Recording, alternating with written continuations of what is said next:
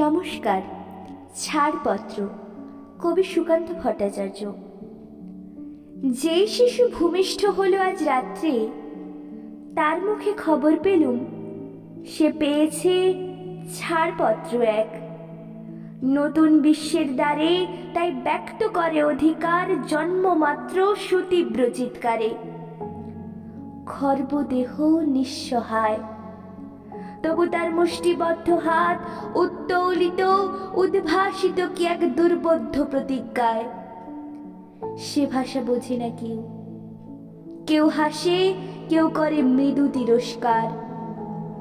আমি কিন্তু মনে মনে বুঝেছি সে ভাষা। পেয়েছি নতুন চিঠি আসন্ন যুগের, পরিচয়পত্র পড়ি ভূমিষ্ঠ শিশুর অস্পষ্ট কুয়াশা ভরা চোখে। এসেছে নতুন শিশু, তাকে ছেড়ে দিতে হবে স্থান। জীর্ণ পৃথিবীতে ব্যর্থ মৃত আর ধ্বংসস্তূপ পিঠে চলে যেতে হবে আমাদের।